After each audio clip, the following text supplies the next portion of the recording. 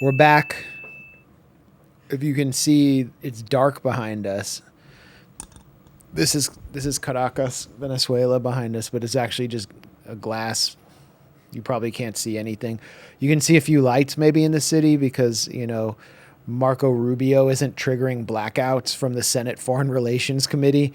This is part 2. I got interrupted from part 1 with Danny Shaw because I had been trying to get an interview with Rafael Correa, the former Ecuadorian president, who was in town for the election to observe what was happening, and he came through in the middle of the interview, so I went to meet him, and now I'm back. Me and Danny, who, as I said before, is a professor of Latin American studies at John Jay College in New York, but is a lot more than that. Is definitely not an academic, not someone I would describe as an academic. Just to me, that word actually takes on kind of a negative connotation. But we were talking about, you're wearing a Bronx hat, you're wearing a Venezuelan national team jacket, how you developed and came to this not just this country or this region, but the socialist politics of the region that are uniquely Venezuelan, uniquely Latin American. What really brings the Bronx together with Venezuela for you? Yeah, well, nothing wrong with being a plan B to Rafael Correa and Evo Morales and Lugo from Paraguay. Today was a beautiful day to be reunited with that revolutionary leadership. Those are our presidents. We're not going to say ex-president. Those are our presidents. And this revolutionary momentum across the continent is inspiring to the entire world. I was a scholarship student at Columbia University, 1996. I was recruited to play basketball there. And I came on campus. I'd already been to Cuba. And I bumped into this group. They're defunct, so I can talk all types of shit. Not that I would have resisted talking shit when they existed, but there's this group called the International Suburban Organization. Some people call them the ISO, and they had nothing but they had nothing but vitriol, talking shit about Cuba. And I'm like, wait a minute, I just came back from Cuba. I was sent there by Workers' World when I was 16 years old, and the Cuban people were suffering through what I described earlier, the worst type of blockade, that you can't flush a toilet, the running water, and just all these things we take for granted. And here comes the ISO, these preppy little, white people, white kids on an Ivy League campus to talk shit. And I was like, something doesn't add up. And as I got deeper and deeper into the left, I was able to decipher between these different organizations. So from the jump, I had, of course, this ideological defense, but also just from the gut defense of the little guy, quote unquote, of the historical underdog.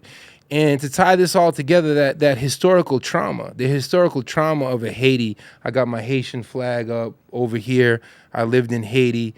I lived in DR, and then I saw Haitians getting abused, second-class citizens, the social apartheid that Haitians live in, and I said I have to learn Creole. So I started just immersing myself in Creole. That's the way my mother raised me. And I come from generations and generations of that Irish-American, Scottish-American, English-American, PTSD, stuff that we don't talk about. So I made this connection kind of early on that Cuba, Haiti, Venezuela, all oppressed countries were emerging from this historical trauma. And it was a trauma that I felt personally. And I was like, when I went to Haiti, some people try to speak to me in French. I never really learned, I can speak some French, but it was all about Haitian Creole because that's what the people spoke. So it was just very instinctual for me. Like they were trying to send me to certain neighborhoods yesterday as an electoral observer, and I said, send me to the hood, send me to the hood, send me to the most historically oppressed neighborhoods. I don't know, it's just something that's where you're from, and that's where you feel most at home. So you're from the hood? Shit, I mean, yeah, define the hood. I would be called poor white trash by a lot. I mean, my story is crazy. I was born in Brockton, Massachusetts, lost my sister in the streets. My sister's still in the streets. My brother is in and out of jail. My other brother, Trump wannabe, like worships Trump, worked his entire life in construction and landscaping. Can't save a dollar, but worships Trump. My other brother's like hardcore Republican on fiscal policy, but hates Trump. So I come from this, the contradictions. What is it? He's like a never Trump. A never Trumper, exactly. But I was raised by my mom, and my mother, God bless her, she's in the hospital right now. It's a day-to-day struggle. And my mother just raised me. I was like 7th, 8th grade, and she handed me some George Jackson, and she handed me some Angela Davis and some Asada Shakur. I mean, looking back, it's like, how was my mother that prescient? But she was a big-time reader. She was a hippie survivor. She always had one foot in the streets. She was a hustler. So I grew up around all types of overdoses and drugs and all that. So I think finding the left in basketball, later on I became a boxer. I had a career as a boxer. Finding all of that, and I was always a reader, that's really what saved me. I would have ended up like my siblings and my cousin and a lot of my family that didn't make it. So to be here in Caracas with all of the city symbolically behind us, Katia and Petare in these neighborhoods, I mean, I never thought I'd be here.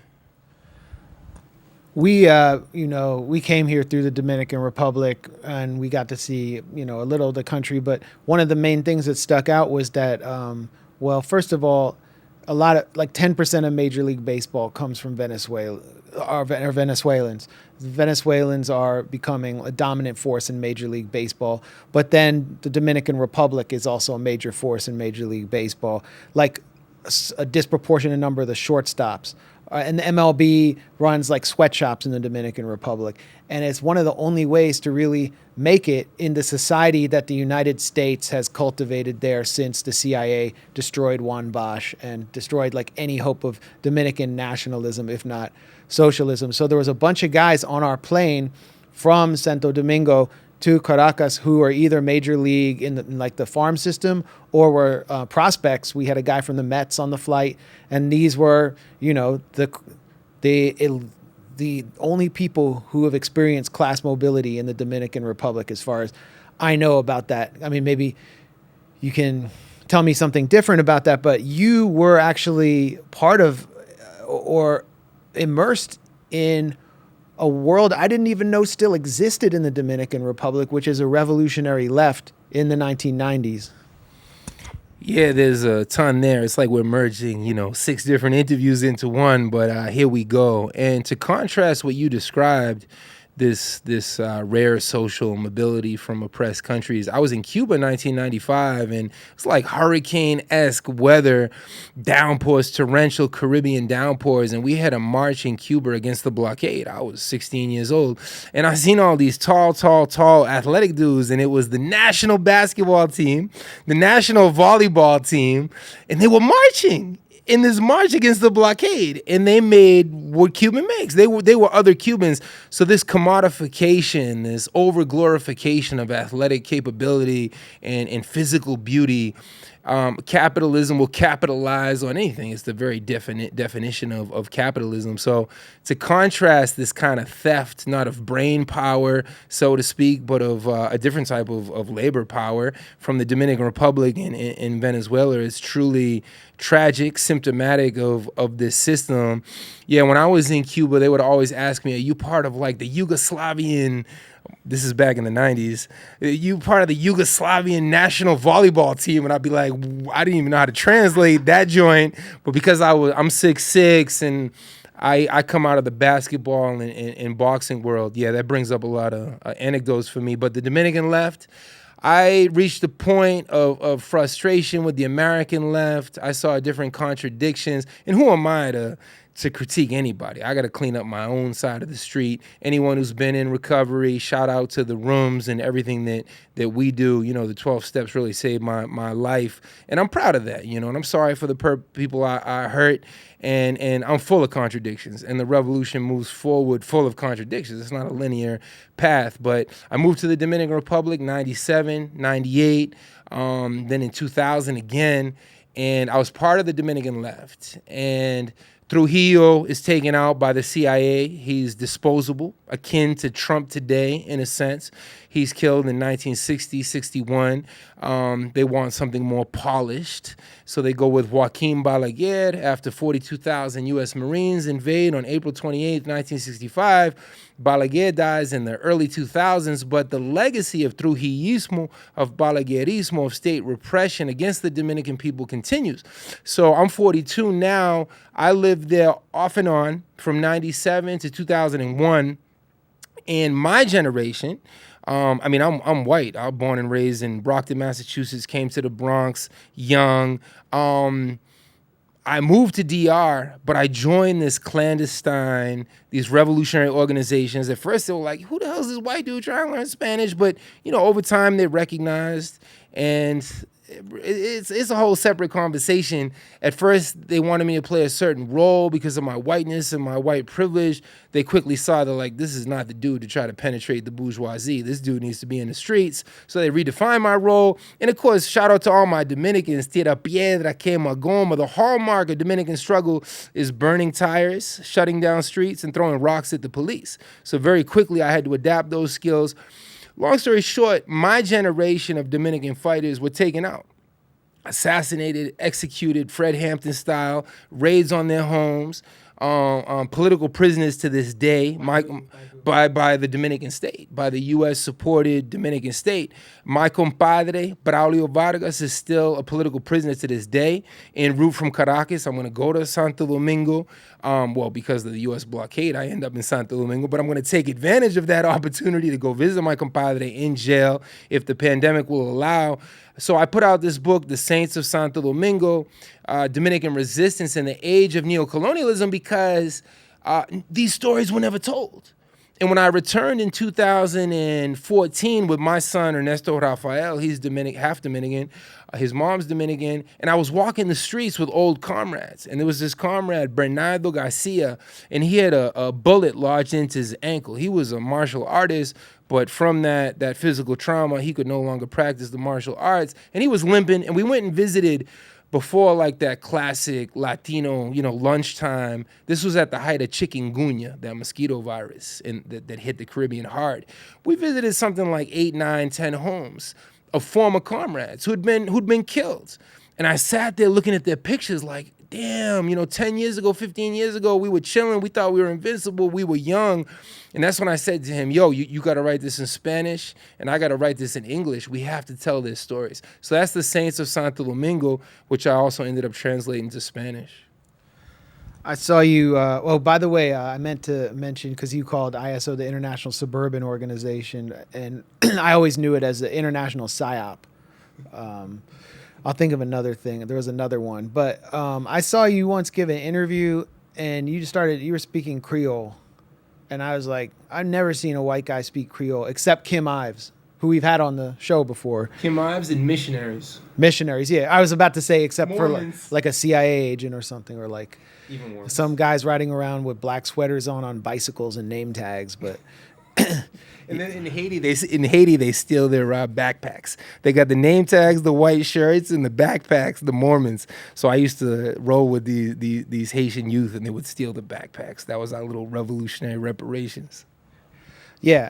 So the stolen Mormon backpacks have contributed probably more than the Mormons themselves to society, but they're nice. I mean, I've been to Salt Lake City, and I've never met so many friendly people. And they work really hard. I don't want to denigrate Mormons, but yeah, you were speaking Creole, and that I just, you mentioned learning it in Haiti, but maybe you could talk about how you experienced Haiti. Why did you wind up on the other side of the border, and how did you learn Creole, and what did you see in the 90s when the Lavalas movement was at its height, and maybe just quickly like flash forward to today, because there still is, unlike in the Dominican Republic, there still is a resistance movement in the streets in Haiti. Well, it's crazy with the languages. You've probably heard this joke before, but it's worth retelling. What do you call someone who speaks 2 languages? Bilingual. What do you call someone who speaks 3 languages? Trilingual. What do you call someone who speaks 4 languages or more? A polyglot. What do you call someone who speaks one language. An American. There you go. And Most Americans can't speak English very well. there you go. So I have no idea. People will say, "Hey, you're good at languages." I don't. That's like telling a boxer, "Hey, you're very naturally gifted." That boxer is putting in work 2, 3, 4 hours a day, road work, stretching. He's in the gym, and I speak that as a retired boxer. Like that shit don't come natural. You can have natural ability, but how do you develop it? So I had the Spanish down. I had one foot in the streets in the Bronx. I hustled with a lot of Dominicans. Like I said, I come out of a lot of stuff I'm not proud of. And of course, to be in the movement, to be socially conscious, but to also have a foot in the streets is not a good thing. So being back and forth to DR and to Cuba, that brought in the Spanish. Then I live in DR and I see the Cubans. And you go to get on a bus and the cobrador, the person who charges the money, who lets you on the bus, lets you on and the Dominicans on.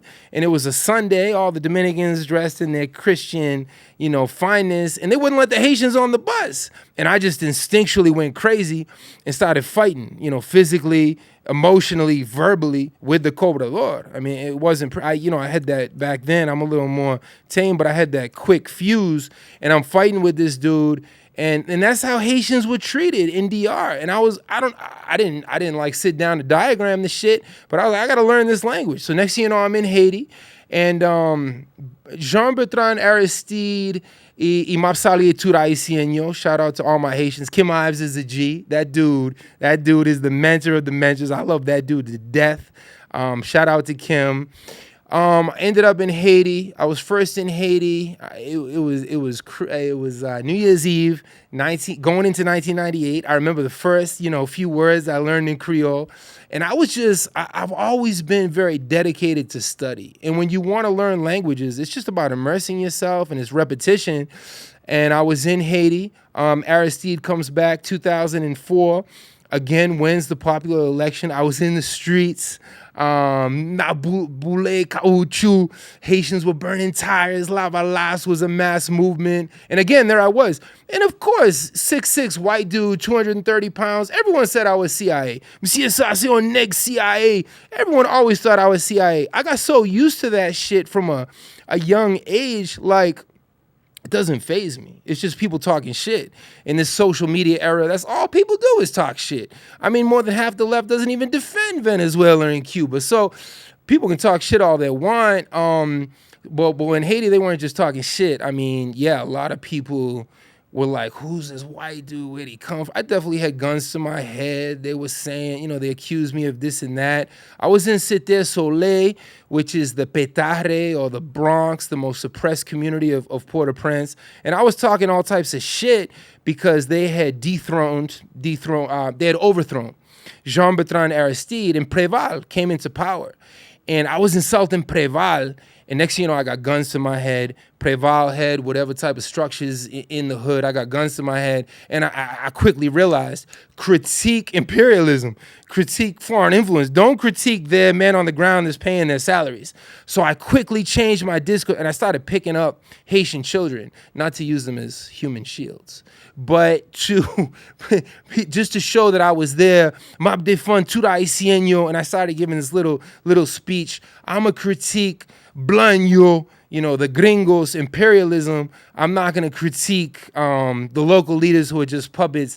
So at the moment, I was all fired up. And afterward, I was like, damn, there was guns to my head. Not the first time guns were to my head.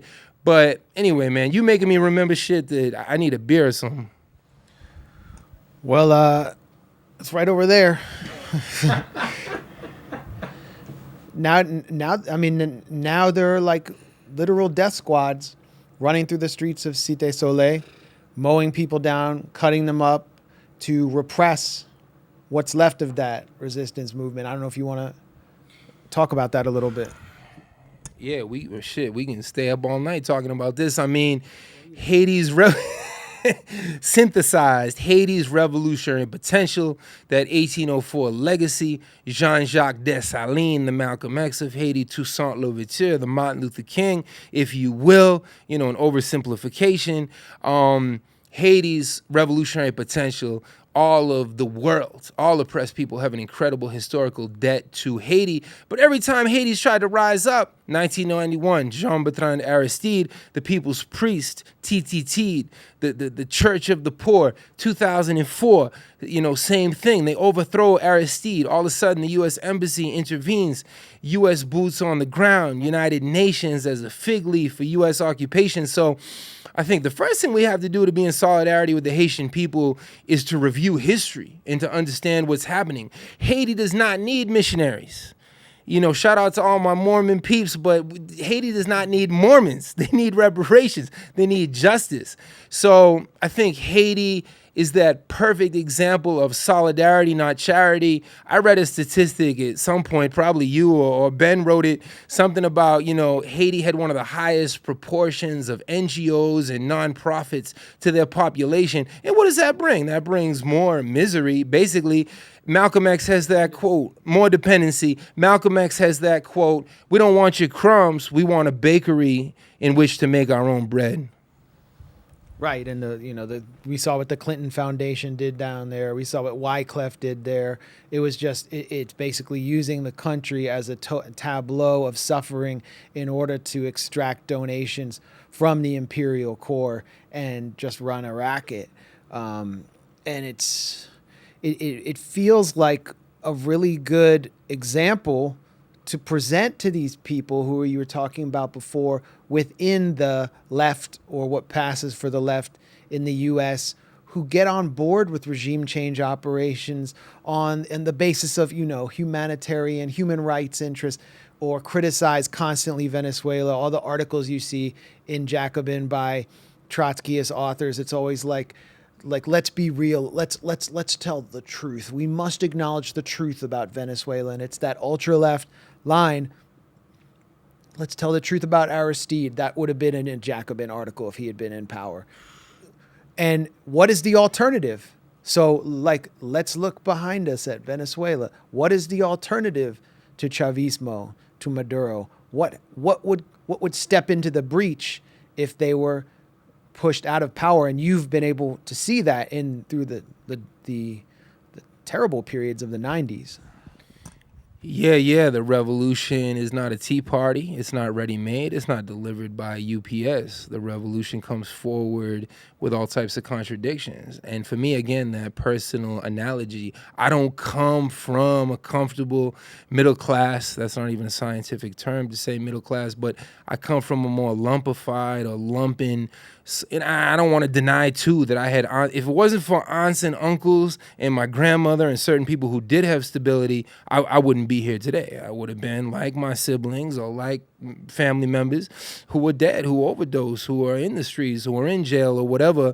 So Venezuela and what could have been, there's a great documentary on Haiti about Aristide. I think it's called The Unfinished Revolution, The Endless Revolution. The Endless Revolution. Everyone should check that out. So all these revolutions come forward with a million contradictions. So poor Trotsky, he'd be rolling over in his grave because Trotsky to his dying day defended these different revolutionary experiences. Even the revolution that ultimately put a axe in his neck, defended it to his last breath. So I think we have to understand these contradictions, and that's the way that processes advance. It's one step back, two steps forward. I think it's pretty here in Caracas right now, like to see families struggling materially, it breaks your heart. Are there excesses in this sector or that sector? All those things are a given. But then the very countries in the crosshairs of imperialism, you're not going to defend them? You're going to stand with your class enemy? That to me shows a complete lack of study of the history of so many countries that have stood up from Grenada in 1979. And Nicaragua is a perfect example. Is the Ortega leadership perfect? Well, show me in history when there's been a perfect leadership. There's all types of contradictions. They try to use the issue of abortion. If you've been in Nicaragua, I taught in Nicaragua in 2005. I got the opportunity to teach at the college level in Nicaragua. It's the most Catholic country in the world. Like, forget abortions and all that. Like, if you have a girlfriend and stuff, like, relationships are like a serious thing where you go sit down with the family and ask for permission for the relationship.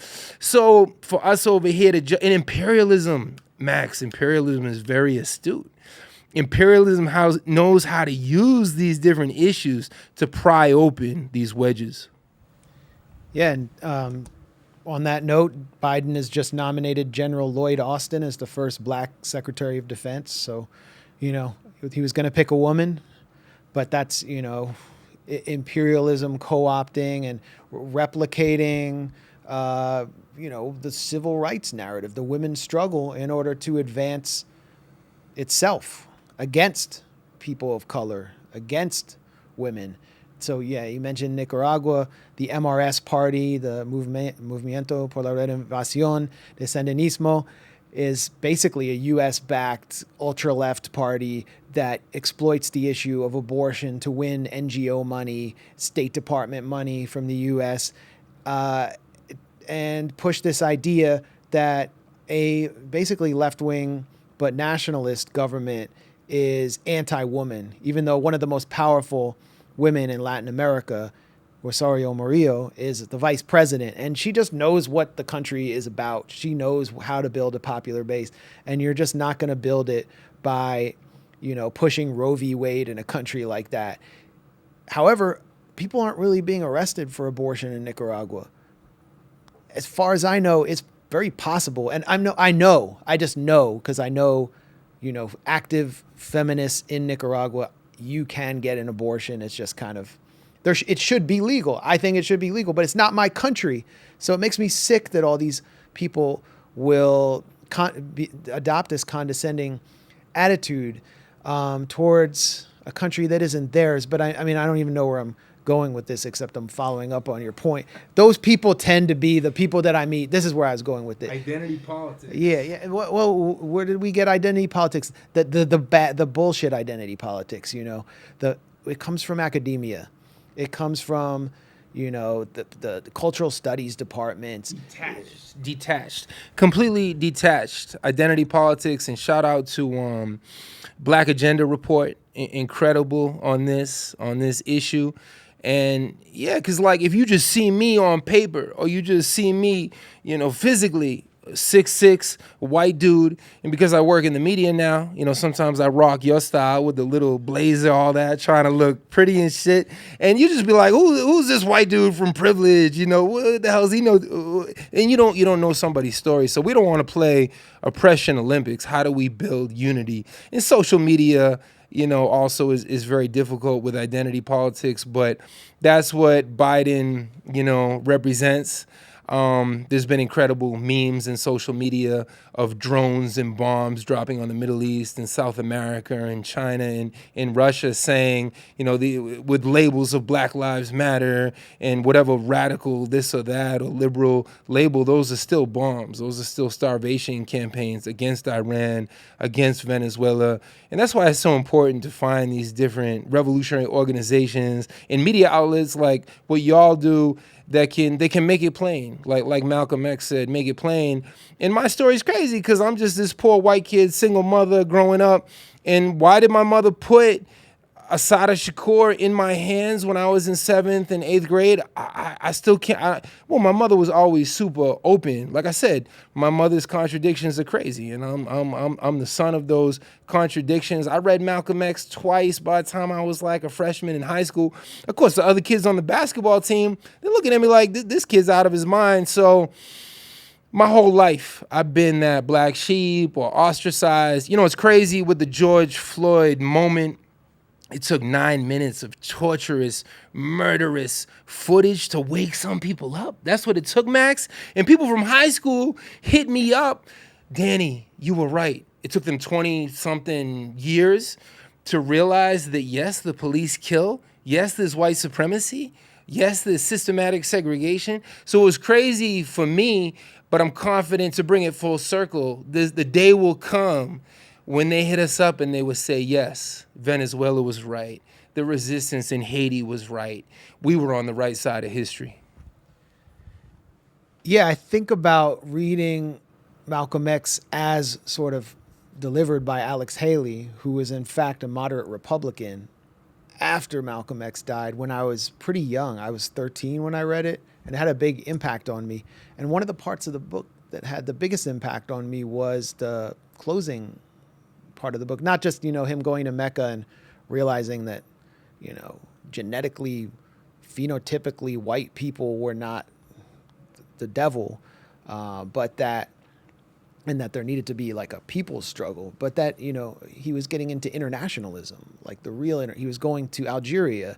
He was starting to really develop into something that was a true threat to empire. Whereas the vision that he was putting forward before under Elijah Muhammad was a politics of resistance, but it was also a very conservative and parochial politics. And we never got to see that side of Malcolm X. But additionally, Alex Haley, I think, he truncated that part as well. I think he limited that in order to advance this kind of Horatio Alger's narrative of Malcolm X, in order to market that and sell the American dream back to people. And that also came forward in the Spike Lee film, where there's just very little about that. You actually have to, Jared Ball made this point on Moderate Rebels, that you actually have to see the Will Smith Muhammad Ali film to see Malcolm X, the internationalist, in Algeria, where Muhammad Ali refuses to see him because Elijah Muhammad broke. But the point is, I think that is the most dangerous or effective thing you can be, and that is the part of Malcolm X that is the least acknowledged. And it's the part of black politics in the U.S. that is the most suppressed. That's why Black Agenda Report. I mean, I actually know someone who was a co-owner of a major newspaper in the U.S., and he wanted Glenn Ford to be a columnist. He co-owned a major paper. I mean, he owned close to a majority share, and he couldn't get Glenn Ford in the paper. They're just like, absolutely not. Like, this is the red line. No Glenn Ford. Interrupting that American dream. Shout out to Glenn Ford. Disrupting, like Dead Prez says, all types of people addicted to the American dream. And yeah, you talked about Malcolm and Martin Luther King too. When was Martin Luther King cut down? Precisely Poor People's Campaign in Chicago, and making those connections to anti-imperialism going to Africa and making the connections to the Vietnamese people's national liberation struggle. So it's no coincidence, as long as it's one-dimensional and isolated, doesn't represent a threat. And then with a Fred Hampton and with a Bunchy Carter, the mayor of the ghetto out in L.A., I mean, it didn't even take them a few years to deliberate. They were taken out so quick. I mean, the greatest daughters and sons of these internationalist struggles and these liberation struggles at home were taken out before they could come of age and truly manifest. And that's why I wrote that book, The Saints of Santo Domingo. And why do we call them saints? Because someone who doesn't have the never got to live out their life and were cut down at 21. Little Bobby Hutton, 16. Fred Hampton, 21. And all these Dominican revolutionaries back then, we were 19, we were 20, we were 22, we were 23. We were breaking balls. We were learning what it meant to drink and have a girlfriend and whatever it was. And those comrades are dead. So I use the saints as based on Sergio Ramirez, former Sandinista vice president. He wrote that book, Los Muchachos. Adios, muchachos. Goodbye, muchachos. And muchachos became like a way of saying camaradas or compañeros in Sandinista lingo back in Nicaragua. And I read that book, and that's where I came up with the title, that these comrades were saints. In real life, were they saintly? There's no such thing. We all have contradictions, like I said. But the fact that they weren't here, that's why I assign them this eternal role of sainthood. Right. I'm sure Jesus was no saint.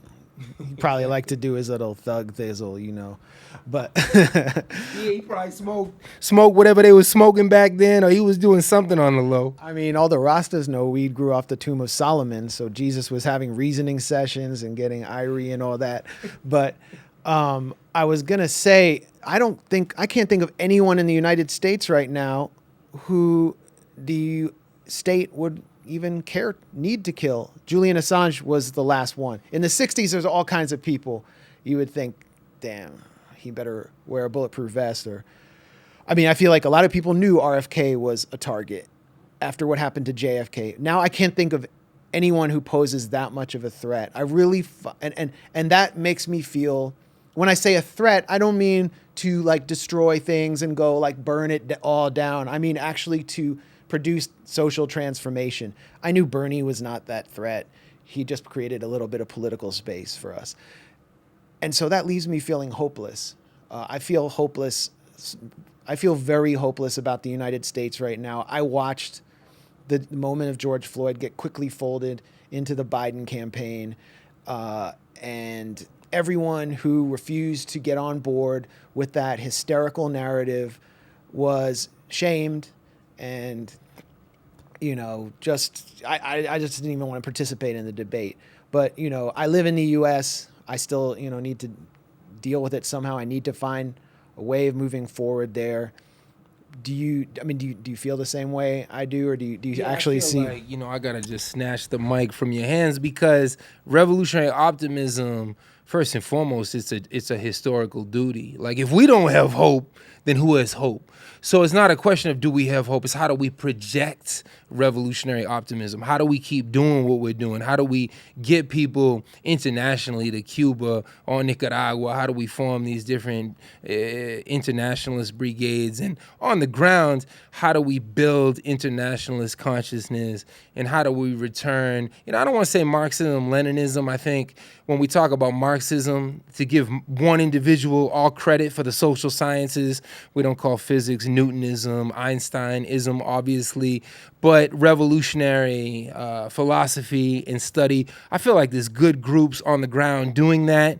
Right now, do they pose a threat to the state? Are there thousands and thousands of cadre in New York City and Los Angeles and in Miami and Chicago? Clearly no, but I think the seeds are there. And in the words of Marcus Garvey, if all else fails, the system will organize you, because it's the very system that oppresses you. So I feel like different things we can't foresee right now are set in motion, and the cadre of the future, the cadre of hope, will respond. So I feel nothing but optimism in the U.S., internationally. I mean, look at South America right now. Anyone who takes a hard look at Paraguay, Argentina, Uruguay, I mean, Brazil, Bolsonaro, the pendulum has shifted. Black Lives Matter in Brazil, the indigenous movement. I don't think Bolsonaro can win next year, and fascism will not prevail in 2021 in Brazil. The MST, the movement of the landless, the largest social movement in the history of Latin America. And that's one reason I think militarily, if the U.S. was to try to invade Venezuela, they have to contend with armed forces in Colombia. And it's crazy, man. I don't want to talk too much about all the Colombian comrades who are here, but there's some powerful motherfuckers up in here. And these Colombian comrades, they have to go from Colombia to Panama to Mexico City to the Dominican Republic just to visit the Gran Colombia, the neighbor, their very neighbor. But we've been able to sit down with them, and what they tell us about Colombia is phenomenal. There's some Black Lives Matter activists here from Oklahoma, and that's the beauty. This is where we started this conversation. For Black Lives Matter Oklahoma to sit down with the revolutionary forces of Colombia, with Palestinians, with Algerians and Tunisians and South African anti-imperialists. I mean, that's what Caracas 2020 is all about. Definitely. And I think the 280th social leader in Colombia was murdered today. So this is like one per day. And nobody talks about it. It's all about Venezuela and Maduro's goon squads and all that. So, I mean, there's a reason for all that repression in Colombia. And it's because it would integrate with Venezuela and Brazil if they weren't putting their boot down. Last question, because I guess you gotta pack. You have to. They're sending us off in the middle of the night. It's like 4 a.m. departure, and it's like, damn, can't we get one day down just to chill with the Venezuelan comrades? But we'll be back soon. There's so much work ahead of us in support of the Bolivarian Revolution. But go ahead. Well, so you knew Jessica La Bombalera, a.k.a. Jessica Krug. Yes, and what we say in recovery is I got my own side of the street that I need to clean up. And I wish that sister, that human being, nothing but love, recovery. Clearly, she came from a traumatized place. People can say what's unforgivable, but shit, as Marxists, as revolutionaries, don't we all have a path back towards redemption? So I flip the question on to you. No, that's real. I definitely am sitting here as a result of a process I've undergone of political education and personal growth. And so that's big of you. I just wanted to get your thoughts on it. I mean, I think the way that she kind of got ahead of the story actually was very illuminating. I'm trying to provoke you, man. No, I knew her. I knew her in the streets of Harlem and the quote unquote Bronx. You know what I mean? And what can one even say about all that? There is this glorification of poverty, of coming from the streets. What was that dude's name? He did Schools, Jails, and Hip Hop, Jewish American comedian Danny Hoff. He did a great piece on that. Like, if y'all want to know about PTSD and incest and heroin and all that good shit, you holler at me. We can talk anytime. That shit is not pretty. There's nothing pretty about that. I come from that. I don't brag about that. That's just my story. And I was always, when I applied to graduate school once upon a time, that was actually my my admissions statement was about understanding the systematic nature of sexual violence, because I come from generations and generations of that type of trauma. And some of my theoretical pieces, I wrote a piece theorizing rape and incest to live among broken men. And 50 years after the Panthers, capitalism plus dope still equals genocide. And I feel like those are some of the most important theoretical contributions I made. And why did I make them? Because I was looking all around me. And to quote my sister, where I come from, we all been sexually abused. So I know Jess, I don't know her last name, but I know her first name, I think, is Jessica. And I don't know if she'll ever listen to this. She'll remember me when she sees my face. And back then, there's messages back and forth. But I can't go on Twitter and publish someone else's message. The contradictions I have, Max, you know, in step 8 and 9, you know, I had to make all types of amends to the people I hurt. Because when you're in the streets, when you're hustling, when you're leading this type of a double lifestyle. So for me, I mean, and we live in this identity politics things that hyper glorifies, where you have to be challenged this way and challenged that way. So there's this whole line of thinking that the most radical people are the most lumpenized. And for you to really be a revolutionary, you have to be LGBTQ and you have to be, you know what I mean? So there's all types of contradictions in the movement. And there's some people, oh, he's a white dude, I ain't gonna listen to that dude. And so I think she has a role. She can write her ass off. I mean, that's one thing. Like, I read her work. Woo!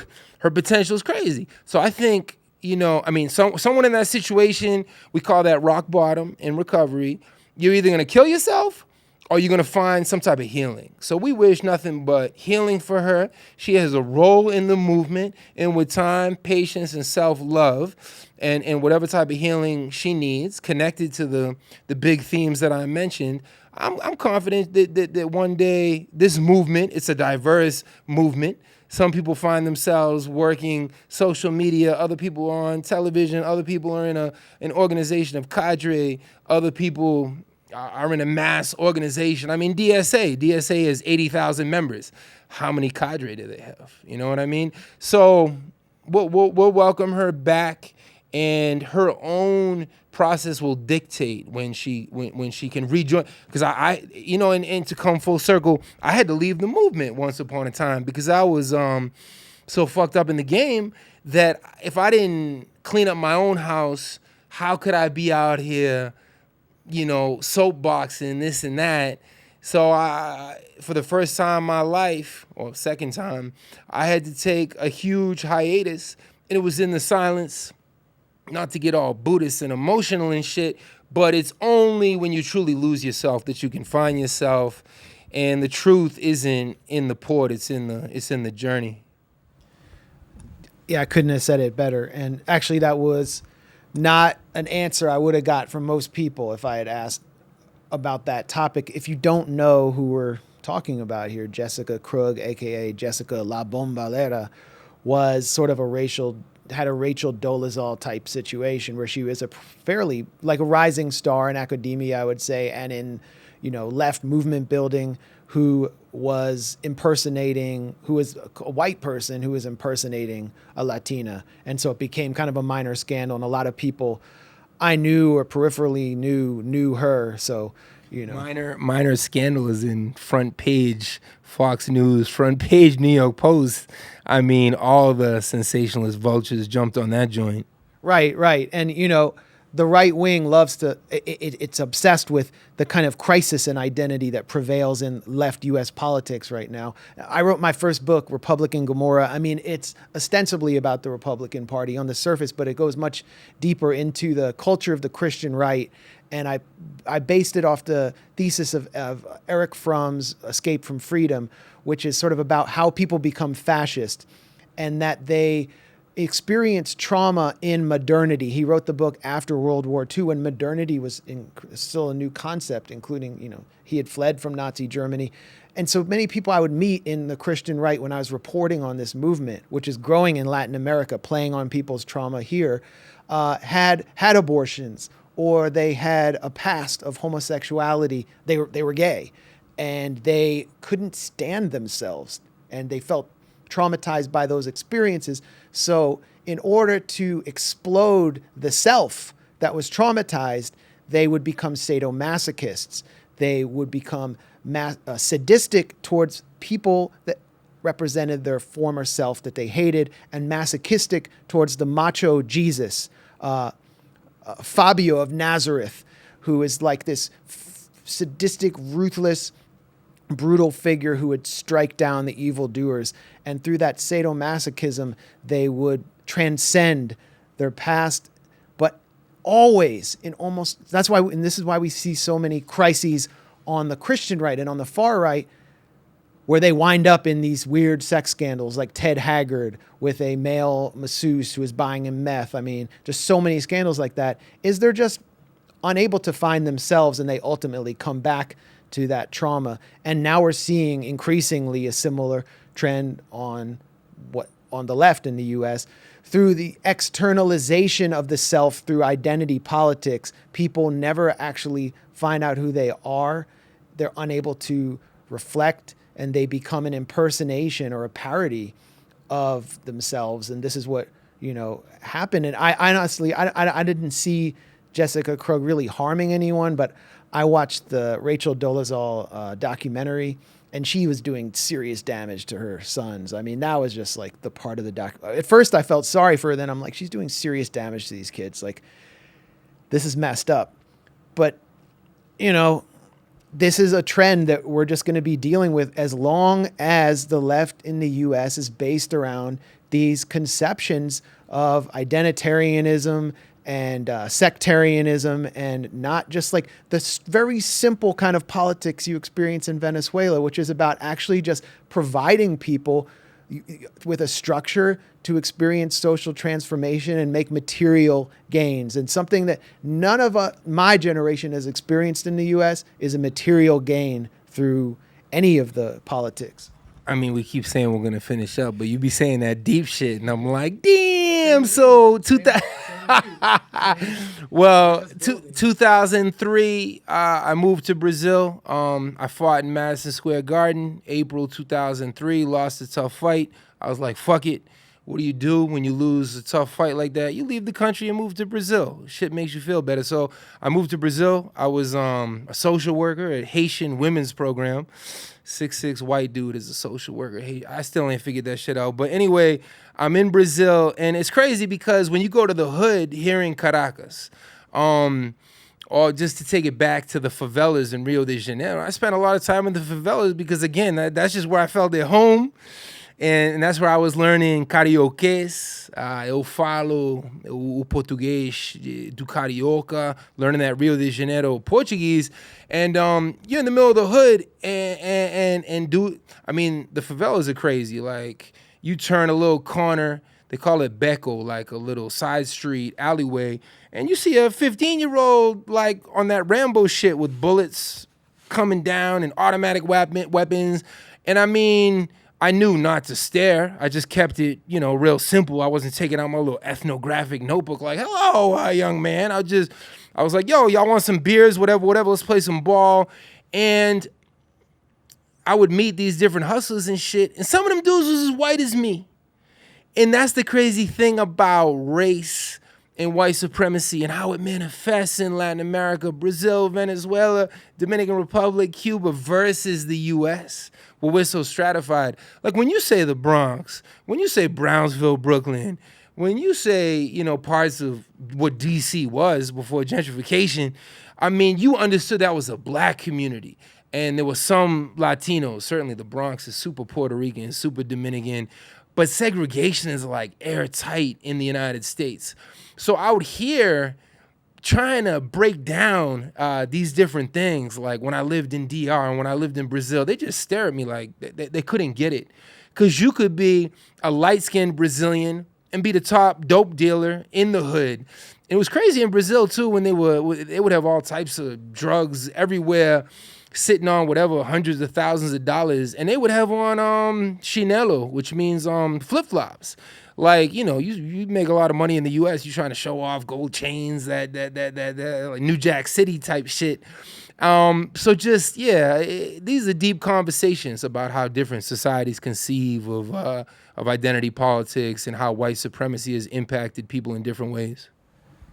Definitely. I mean, and just coming from DC, where it was just a black and white city, mostly black, and I saw that crisis of identity, especially in the white kids, but everybody had a crisis of identity. And then getting out of there, getting out of the East Coast where I went to college and going to Mexico, that was one of the first places I went after college. I just started when you just start to see how small your world was, you just feel so stupid.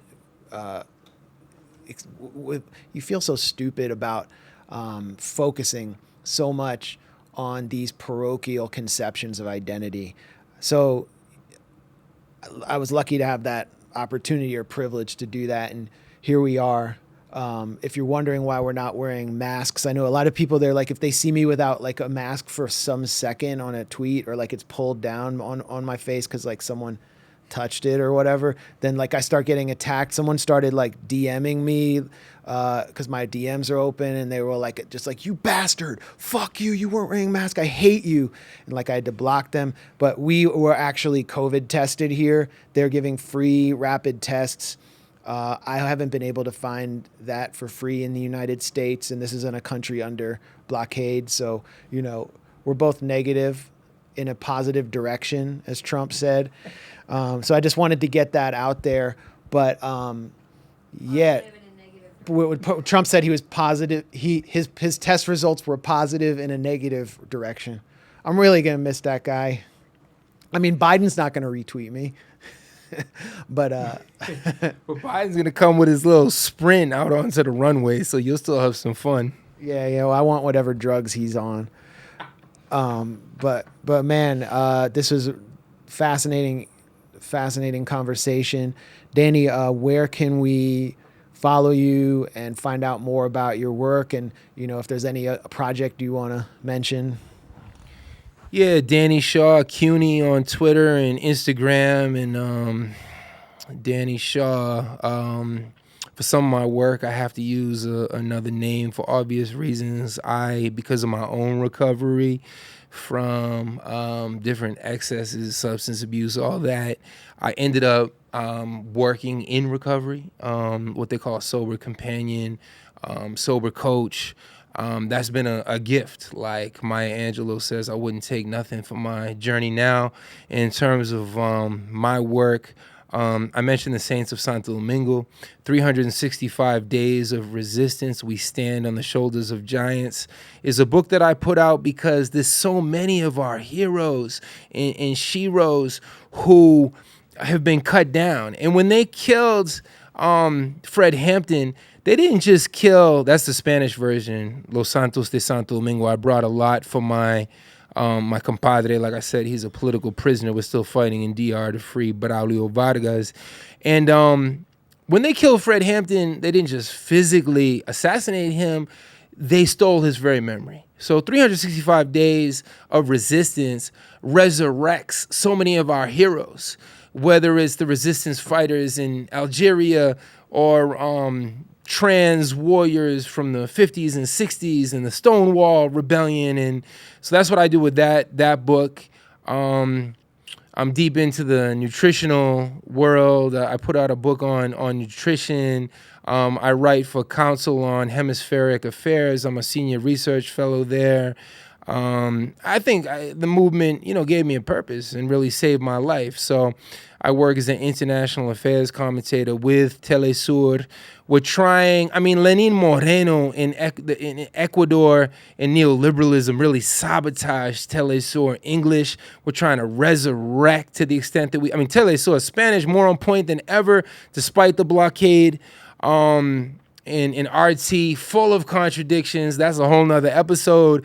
But hey, if RT gives us a platform to denounce U.S. imperialism, what's going on against Iran, and that's a whole nother conversation. Like Press TV with the sanctions, the Iranian outfit Press TV, I've worked with them for 6 years. When I say work, it's all voluntary. I've never received a dime from any of these revolutionary systems or systems under attack.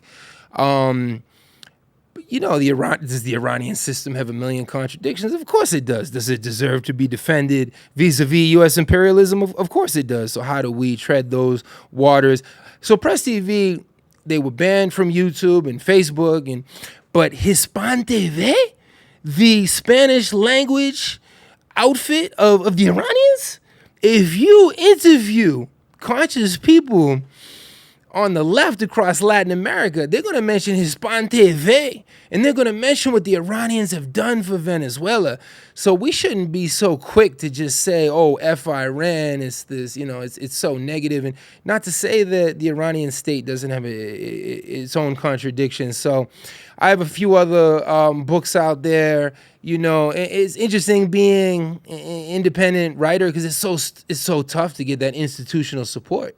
Jose Marti talked about the vision of the Cuban Revolution. We would wake up with the hoe, as in a gardening tool, and then in the afternoon we would pick up the pen. We would develop ourselves as artists. But capitalism, I always ask my students this at the City University of New York. What percentage of your life have you truly lived? And what percentage of your life have you just been surviving? And most of my students, 95% surviving. And the other 5% is trying to flee that constantly being in survival mode. So I think that's the beauty of Anti-Conquista. I work with Anti-Conquista closely. We have Sons of Fidel, Daughters of Fidel podcast. And how can we keep creating that potential that's within us? How much human potential locked in Attica, in Rikers, and American apartheid. So that's what we stand for. And we're going to keep fighting, completely confident. In the words of Malcolm X, the truth is on the side of the oppressed. Absolutely. And, just quickly, what I'll say about some of those media outlets you rattled off, like we don't take state money at the gray zone. Everyone's like, oh, they must be Russia funded. And the reason that they say that, besides the fact that they just want to destroy us because we're effectively producing factual journalism, and that's an easy way to do it in the U.S., is because it's their only parameter for understanding anti-imperialist media, because some of the only other anti-imperialist media that's accessible in the U.S. is state-backed media from countries that are under attack by empire. And we don't have like some giant budget or some big billionaire sugar daddy who I've never met before giving us whatever we want. So I can't be the catcher in the rye for everybody in media who has this same perspective. I can't give everybody some, hook everybody up. And so one of the only places for young people who are trying to get into media, who don't think like Anderson Cooper, who aren't like just some centrist wax museum Men's Warehouse mannequin. Robot. Yeah, just a straight. Anderson Cooper was in the CIA. Like, he interned for the CIA for a summer. We did a piece on that. But anyway, is RT. And that's just a fact. And that's kind of been destroyed, at least in the US. But yeah, story for another day. Just, I could keep building endlessly, but we'll have you back on again for sure. You worked in the past with Ben Norton, quick word about Ben Norton. Ben Norton was good. I miss you, bro. You a polyglot in your own right, bro. And a straight, factoid. I learned a lot from you. We'll definitely do like a part two. This conversation is endless, and I admire the work y'all are doing. And I'm just grateful for second and third and fourth chances in redemption. Because again, I'm not supposed to be here in Caracas. I'm not supposed to be speaking to Max and Ben. People who come from where I come from don't have these opportunities. So, and when you come here, I'm sure you and Anya suffer from the same thing, like the revolutionary enthusiasm. How do you sleep at night? Like me, I can't fall asleep. You hear from Diosdado Cabello, and that's another little quiz for the American left. Can you name one leader of the Bolivarian Revolution besides Nicolás Maduro? They'll be like, I read in Reuters he's a notorious drug lord. Diosdado Cabello, Jorge Arias, Jorge Rodriguez, Delcy Rodriguez. Again, I mentioned this earlier, people that I know personally. These are revolutionaries, tried and true. Tanya Diaz, who I was just with earlier, who've been, there's a $15 million price on their heads by the Trumps, the Bidens, the Obamas. Doesn't that show you something, American left? Well, if you want to support what we're doing here, patreon.com/moderate rebels. We just produce this by ourselves, and we rely on your support, and that's what covers these trips as well. It allows me to meet people like Danny in person. And it's hard to sleep here in a good way. I'm, after being at home for so many months, just stuck inside, I feel some political stimulation, and it helps develop new ideas. So this has been really productive, and talking to you as well just now. We only met in person 2 days ago, although I've been aware of your work for years. So definitely we're going to have you back on. Thanks for watching or listening, and we're out.